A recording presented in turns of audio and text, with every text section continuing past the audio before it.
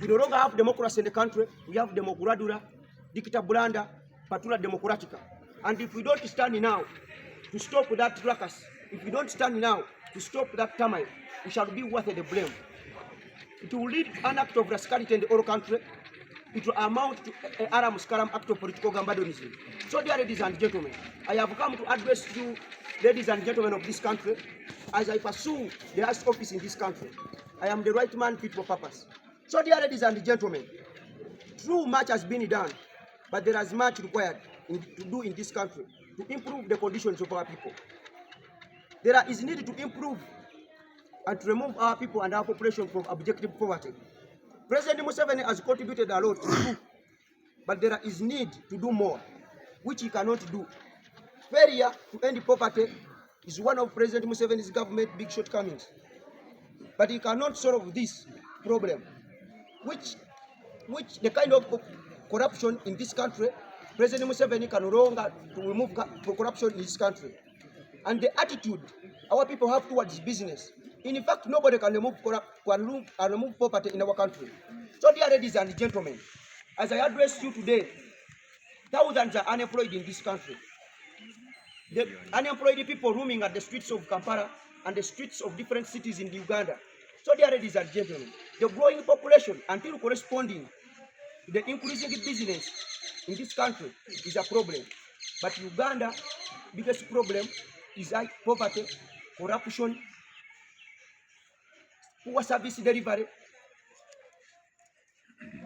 medicinal crisis, and prestige.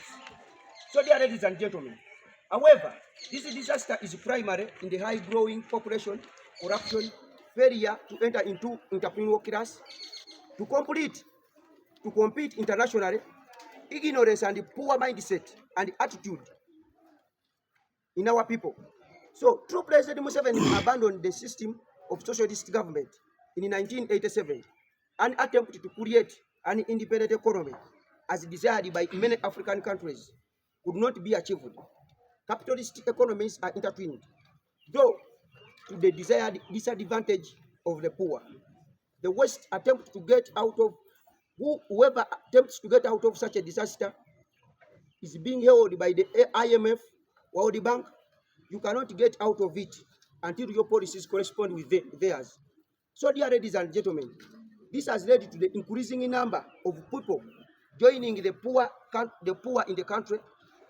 These are people who cannot feed their families, people who cannot afford school fees for their children, people who are increasingly stay in the slums with the poor sanitation, people who do not have future in their own country. I'm calling upon all you to join me, the new thinking to transform this country.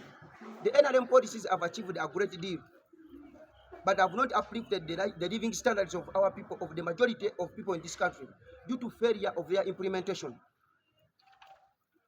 There is a need for a balanced approach for the development of this country. This can only be achieved through free market economies alongside government intervention in business. For the current political system has become sociotropic, stagnant, and unresponsive to the needs of our people. Thus, there is a need to invigorate it. With the younger people, with the collective effort, we shall. And here we are the solution. We are going to steer it up. Dear ladies and gentlemen, ordinary Ugandans unable to compete with foreigners in their own country is a tragedy. Thus, a need to safeguard through public enterprises. Hence, a policy of mixed economic system. We need to invest every day in our education. The enemies of our people are those who keep them in ignorance. Thomas Sankara quoted.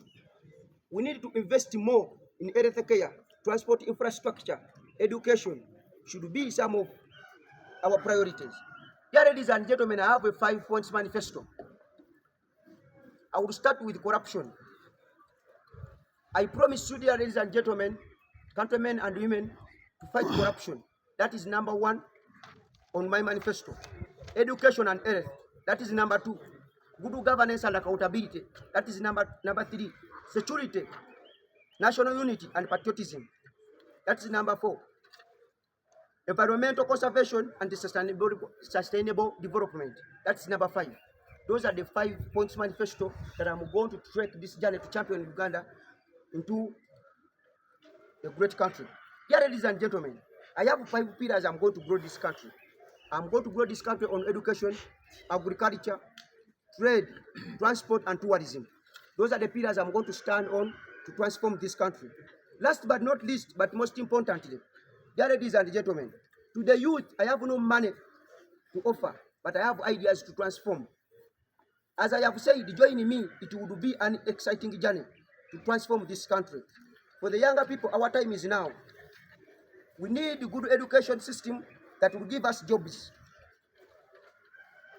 We should stop expecting our jobs outside the country. For the younger people, we need to stand now. If we don't stand now, we shall be worth the blame. We need universities and institutions that will give us relevant skills to compete globally. We need a financial system that will make it easier for us to find finance to start our small businesses. We need an infrastructure that will support our small businesses. We need a legal framework that will protect us from foreign competition. We need to actively participate in the government in all levels to transform our people from the politics of identity and individualism to the politics of interest and ideology. To President Museveni, I have only one request from you, Mr. President of the country. It is to return term limit in our constitution.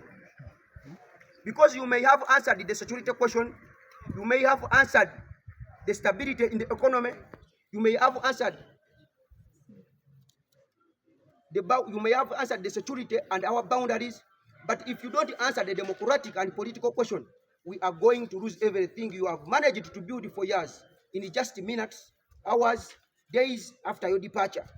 Dear ladies and gentlemen, as I conclude, because concluding I must, I have the idea and the vision to transform this country in these eras of .com.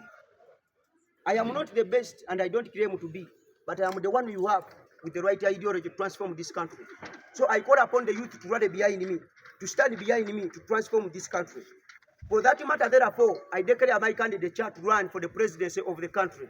Thank you so much. Thank you for listening to me. Yeah. So, dear ladies and gentlemen, as I conclude, I had a lot of inconsistencies, the hula baru, the higaga, the prank from TikTok, but I want to harmonious the squatching the all in simpler terms. On the denizens, the populi, and the homo sapiens, the scarrawings, the parts, that I am very serious, and I'm mentioning this with the perfect mentality and absolute value why I have come to stay. I am the right person who is going to transform this country. We the youth, we are the biggest percentage in this country, and if we raise our voice, we are going to transform.